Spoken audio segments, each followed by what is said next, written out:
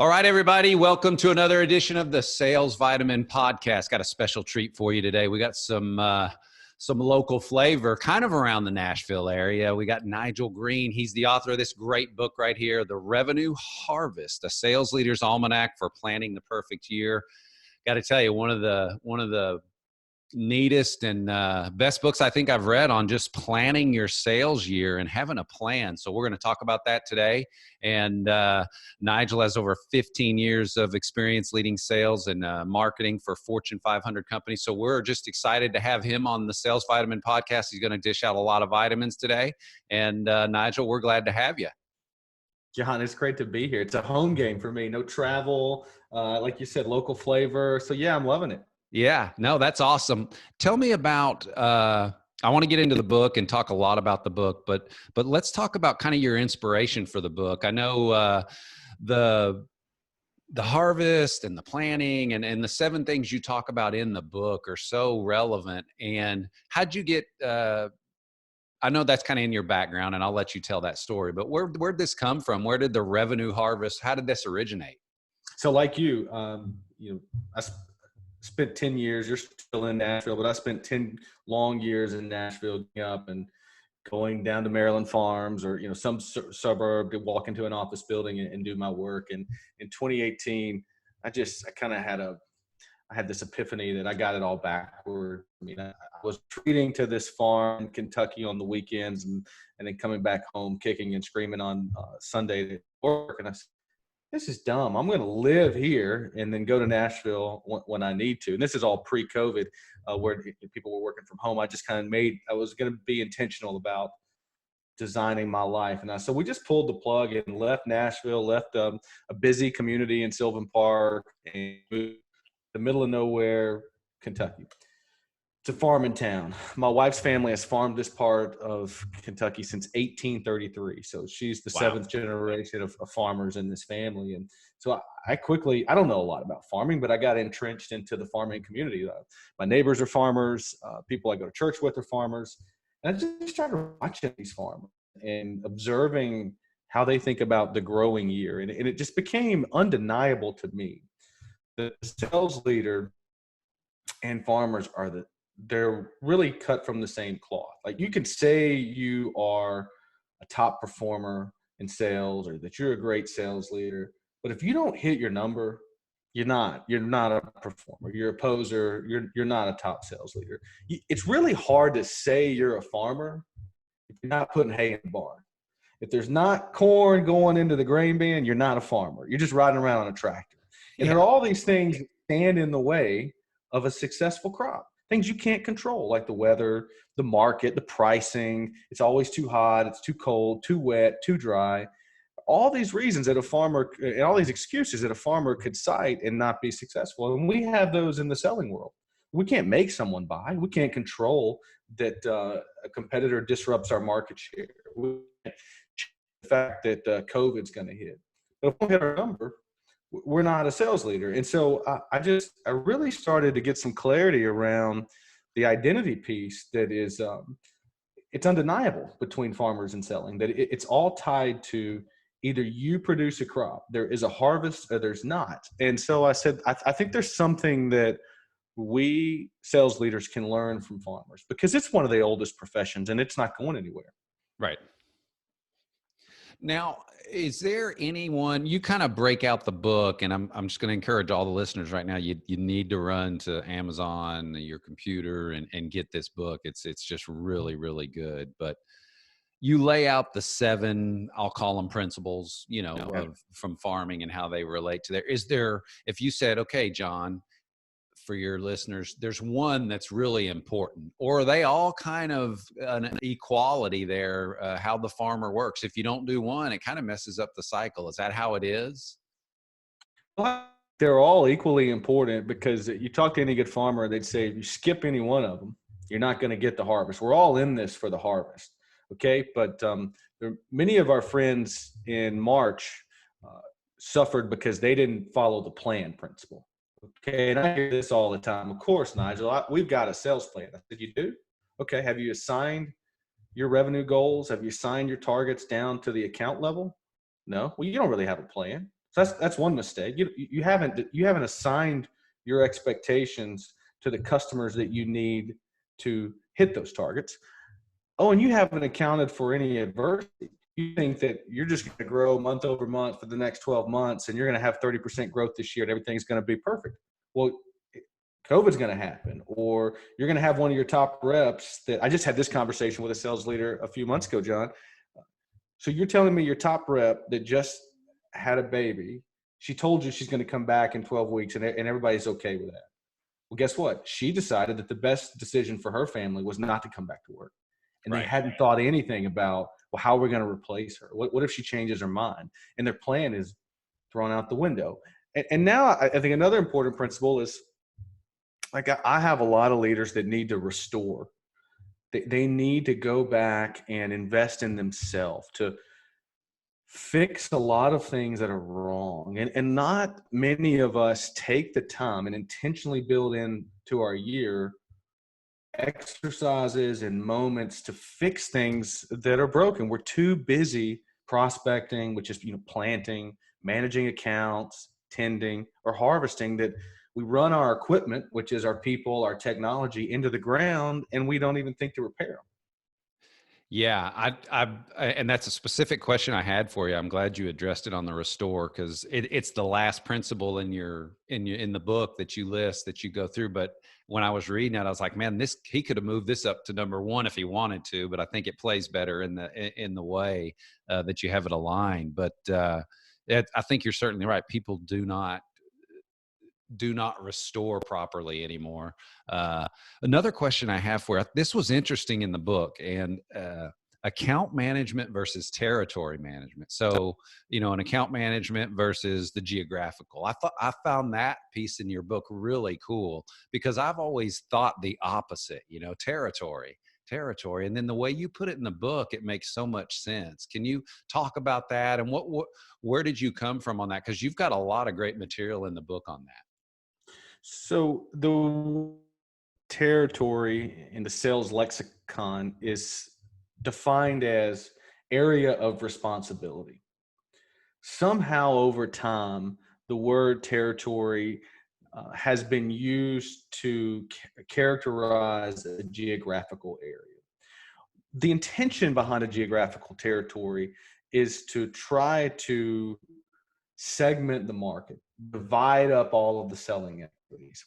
It's somewhat of an antiquated model because it assumes being in front of a customer. It assumes this element of physical proximity. What we're finding is that the way customers buy is still transactional, requiring human to human touch, but the way in which we can deliver that human to human experience, look, in the 90s and 2000s, the advent of the airplane made it easy to get around. And now, in more of this virtual selling model, we're doing this over Zoom. It doesn't matter that you're in Nashville and I'm an hour away. It wouldn't matter if you were in Johannesburg or London. Yeah. So all this is doing is affirming for me that geographical constraints are useless. If anything, it's lazy. It allows for underperformers to be masked by good assigned accounts. And sometimes it skews the sales leader's ability to see that you've got good talent with bad accounts. So what I challenge leaders to do is to why add in an unnecessary constraint of geography when it's already hard enough to get your customers' attention? So a better strategy is to take all your existing customers and all the prospects, all the accounts you'd like to do business with, because it's really easy to figure out who they are. Yeah. Divide them amongst the people, and that's their territory. Your territory is your list of assigned accounts. You are responsible for growing sales from them. If you can't, someone else will. Yeah. And when I read your book, I was looking at that exercise. I said, well, I'm going to do that exercise. And I laid the accounts out, and they, from a geography standpoint, weren't real close to me. Some of them were 4 or 5 states away, but the 80-20 rule, a lot of them, a couple of the ones that aren't close, make up a significant portion of that sales revenue. So I think you're right. The territory is basically those relationships. Yeah. So I'll kind of give away a nugget from the book. I did this. I led a sales team for a clinical services provider. And one of the first exercises I did stepping into a new role. So if you're listening to this and you're stepping in for a new company and you want to get a sense for, should we have a territory model? Should we have more of a account-based model? So listen to this part. I looked in and audited, did the same thing you did, John. I audited where all the business was coming from and overlaid with where the territories were, and found out that over 70% of the business was coming from about 30% of the accounts that didn't fall with anyone's territory. We were just ignoring the business. And so we just blew up the whole geographical model and assigned those accounts to people with no respect to where these people lived. And we didn't have to hire a single rep, and we tripled the business over a 3-year period. Yeah. That's by blowing up this arbitrary constraint of a state line or a time zone or something stupid. Yeah, yeah, that's interesting, and that is in the book. It's pretty cool. So the readers that get the book, you'll see that it's laid out very well, and it's the data proves it. It's pretty cool. The other thing you talk about in the book that I thought was really neat was the fire yourself concept. How did that was a pretty cool story. Talk about that, because it's kind of, I don't know, it's very relevant. It really is. I think it's an exercise that needs to be done. I don't know the football coach that deserves credit for this, but there's a coach that said there are only 2 types of football coaches: those that have been fired and those that will be fired.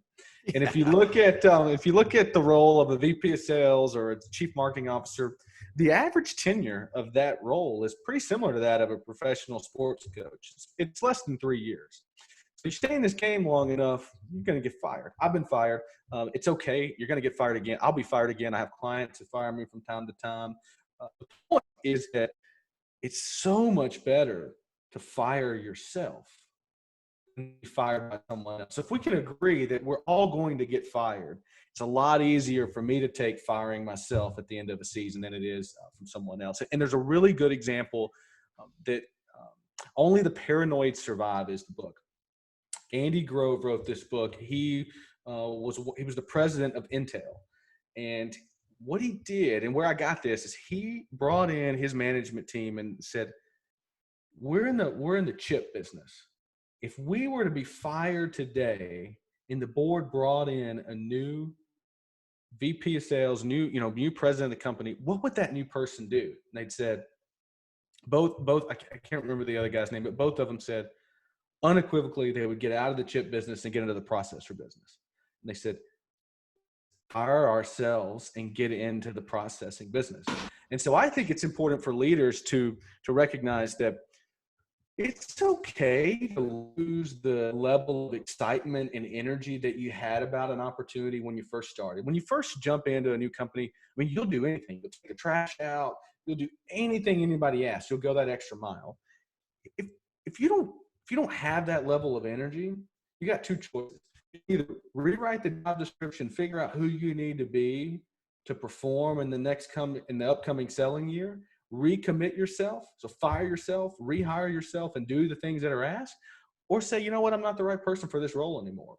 And it's so much better for your career if you can have that self-awareness and say, I'm firing this Nigel, I'm going to hire the new Nigel, or I'm firing me and going to my company and saying, here's what you need. Let's go get the right person because I'm not your guy anymore.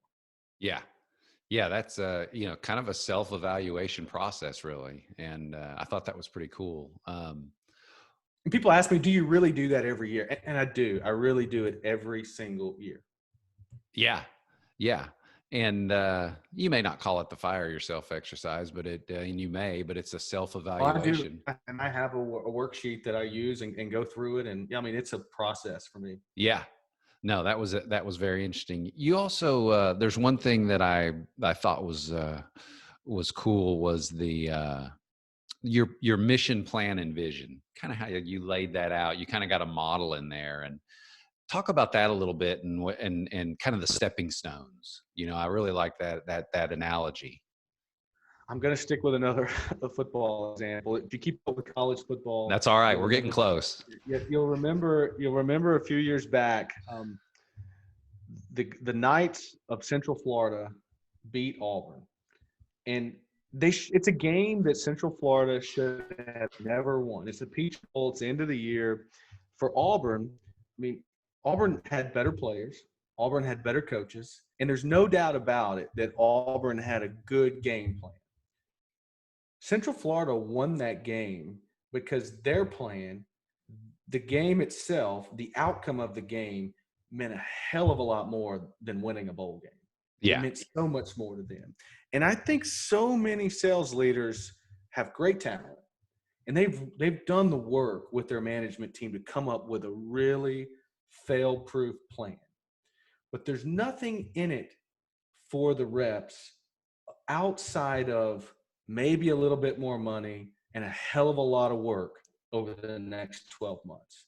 So if you can't anchor the goal, the forecast, and the sales plan to something that transcends one more year of the same, doesn't matter how talented it is, doesn't matter the fidelity behind the plan. You gotta give your team some cause to go to battle for that is bigger than them, that's bigger than this team, that's anchored in some type of self-actualization or some self-transcendence of we're solving a bigger problem for the customer. We're making this world a better place. And planning and positioning hand in hand. That's why you see so many really top performing teams bring in outsiders to help them anchor the work they need to do in an outcome that's bigger than 12 months from now. Yeah. What do you see that's happened so far as we've gone through the pandemic here? What's changed? What do you think's changed from your role where you're at as far as how has this affected this whole planning and harvesting process? A couple real good distinctions that I've seen with my clients. They have made assumptions that you had to be physically in front of the customer to sell. They assumed their sale was far more complex than it actually was. And now they're enjoying, once they've crossed the chasm into a virtual selling model and got the right people that know how to sell over Zoom, they're enjoying a lower cost to sell. They're enjoying faster deal velocity and more robust and durable pipeline as a result of recognizing that right now, as much as you may want to redeploy your team into the market, customer sentiment has changed. If I'm the customer, I may not want you here. I may not want to have to go to the office and meet with you. I may enjoy working from home and wearing my pajamas. So I'd rather just you sell this over Zoom. So if the sales teams that can be agile and figure out how to sell in a virtual environment, they are winning. Yeah. What's the key things that you see when you go in and work with a customer or client, whether it's virtually like we're doing now or before where you would go in person, when you started working with their sales plan and how they planned, what are the things you knew kind of going into it that, hey, I know I'm going to see probably these things that they're not doing well? Yeah. One of the things is this notion of throwing more bodies at a problem versus throwing better bodies with really dynamic tools. A lot of times I go in and they think they're just going to hire more people and get a better output. And I said, look, no, why don't you hire better people, give them best in class tools, and then see what happens? There's this narrative with sales operations or finance that these salespeople are just whiny and complain that they don't want to put their stuff into Salesforce, or they should just do all this administrative stuff. Well, that doesn't produce a return on investment. It's not revenue generating. And so I tend to come in and say, well, maybe the truth's somewhere in the middle. I hear you, Mr. CFO, Mr. COO, you need all this documented, but also understand that it takes them 2 hours every night to do this stuff. And for $100 a month per rep, there's a tool that fixes all of these problems. And they're like, oh, I didn't know about that. So we end up auditing the stack and finding out that there's 3 to 4 pieces of technology that you can bolt on to your CRM that makes your sales team really powerful. Yeah, no, absolutely. How about, that's a good question on hiring too. What are the mistakes that you see in a lot of the companies that you've worked with now and in the past some of the things they do when they've maybe set the rep up for failure, or in their hiring practices, what they're not really doing well. You cover it extensively in the book. You have a great section in there on hiring and training and those types of things. But what are at a high level, what do you see? There's no plan. Like, there's no hiring process. Okay. So I tell people that, when you hire, you have to be thorough. It doesn't mean you have to be slow. Okay. So I think hiring process for salespeople is something that most human resources departments aren't equipped to handle. Okay. Most it's a stacked deck for your internal recruiter who has to recruit uh, accountants, service people, and all these other types of administrative roles, and also salespeople. Salespeople are really good at telling you what you want to hear. Right. Okay, so they always interview really well to the untrained ear and the untrained eye. That's why we have to have a defined sales process that has a lot of steps. That's the first thing. We have to have a defined sales process that helps us identify the type of person that's going to be successful in this role and this culture. Just because you're a successful salesperson doesn't mean it's going to work here. Once you define the process, you have to get a commitment, whether it's an internal candidate or an external candidate, that we will not skip steps.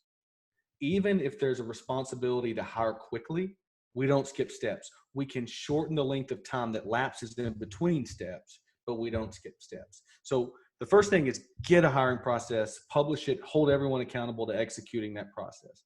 Second thing is don't skip any steps. I think the third thing is they missed, I talk about the 3 C's: character, chemistry, and competency. They hire too much on competency and not enough on chemistry. Chemistry is important because I will spend more time with my sales reps than I will with my wife. I spend 8, 9 hours a day with them. I would love to spend that kind of time with my wife. I just can't. If I don't like you and you don't like me, it's not going to work. Right. It's not going to work. It doesn't matter how competent you are. If we can't get along, if we don't enjoy being around each other, it's not going to work. Yeah. No, I think you're right. That chemistry piece is big. A lot of times we look, you look for the big numbers or somebody that's that done really well in that. But I think you're right. That chemistry piece is really, really huge. Talk about you've got a 1-day workshop that you're offering and that you do and that you have. Talk about that a little bit. And what do you kind of cover? Is it the book, or is it kind of a combination of the book and some other things? Oftentimes, John, I get asked, well, what can we do today, Nigel? What's like the thing that we can do right now? And sometimes what the executive is looking for is some type of silver bullet. What I'm doing with a lot of the companies that I work with is walking in and in 1 day helping them get out of their own way.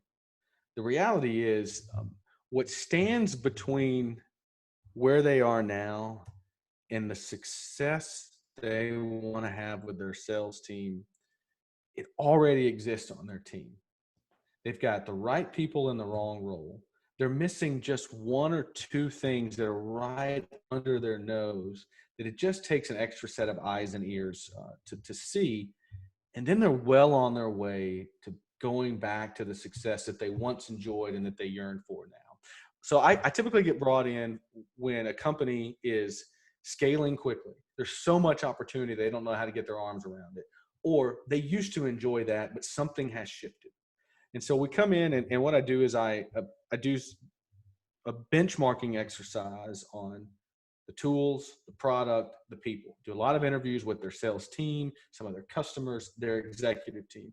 Then we spend an entire day together. We bring in 7 to 10 people from different roles, the sales team, and we go over process, we go over pricing, we go over the plan, we go over compensation, we go over all the things that I believe are important factors to hitting this year number, but building a best-in-class sales team that is going to be an attractive asset for someone that might want to buy your business in a few years, or for the CEO that wants to maybe have less time involved in the business and know that I don't have to be driving activity reports just to make sure we keep this machine going. So by the end of the day, they're left with a really clear path to double, triple their team without having to hire a bunch of people, but just get out of their own way.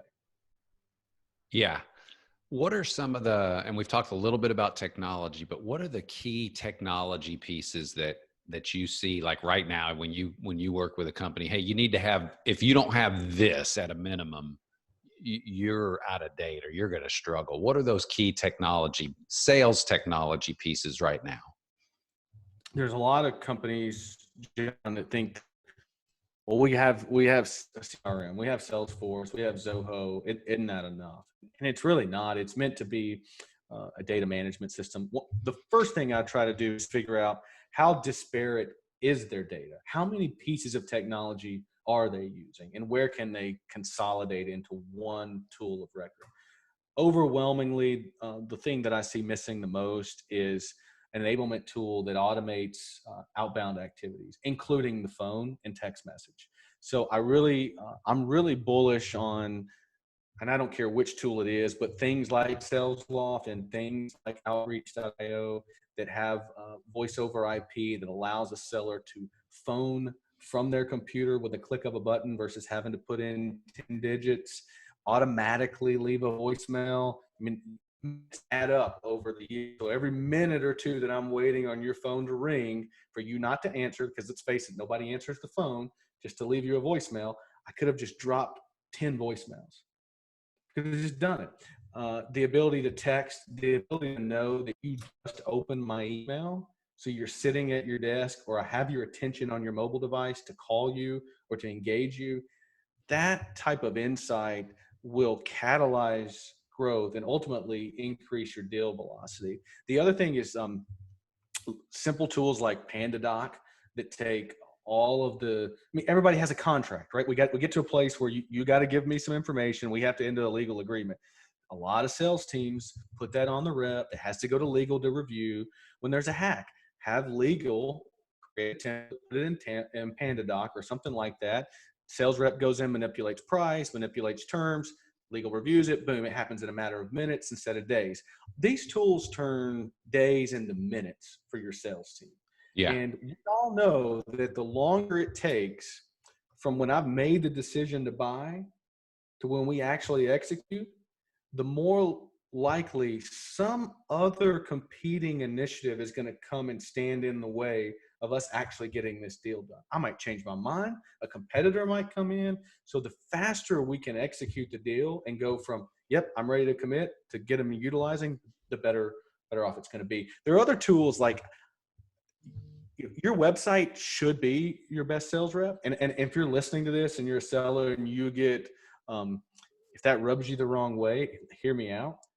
Chat is one of the most underutilized resources that should create leads for your sales team. Most people don't want to read email. If I'm chatting with you, it's less invasive. And tools like drift.com that have a chatbot feature that automatically 24 hours a day create a lead that gets handed over to your sales team. I just don't understand why more companies aren't using things like that. Yeah. Yeah. The technology advancements from a sales standpoint have just been unbelievable. There's so much good stuff out there. One more question for you, but before I ask you this last question, tell everybody, all the listeners, where can they get a hold of you? Where do they get this great book right here? I'm holding it up. And So the Revenue Harvest. What's the best place to get a hold of Nigel? The best place to get a hold of me is probably LinkedIn. Send me a message. I have a website. If you want to check out additional PDFs that support the book, you can go to nigelgreen.co, and I've got a lot of PDFs there. You'd mentioned, yes, this book is available anywhere. If you go to therevenueharvest.com, don't forget revenueharvest.com. It's always $10 cheaper than you'll get it anywhere else. And so, and I'll sign the book.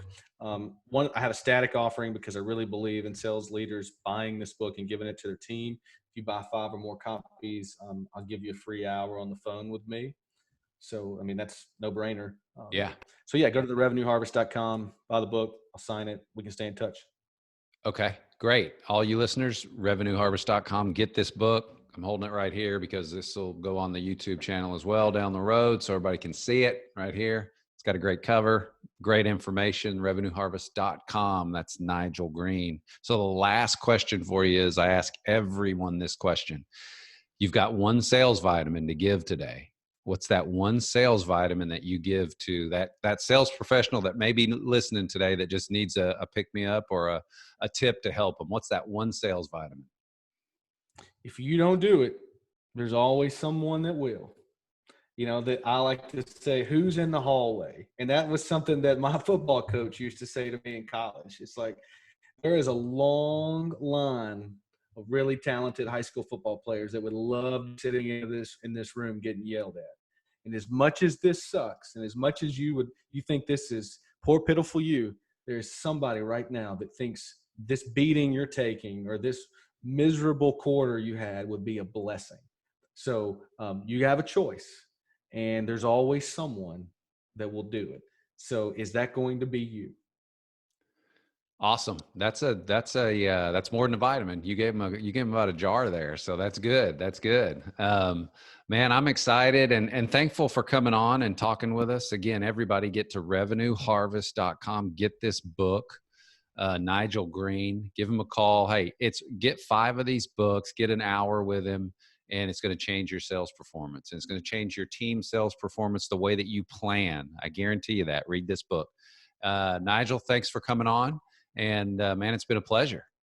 My pleasure. Thank you, John. Yeah.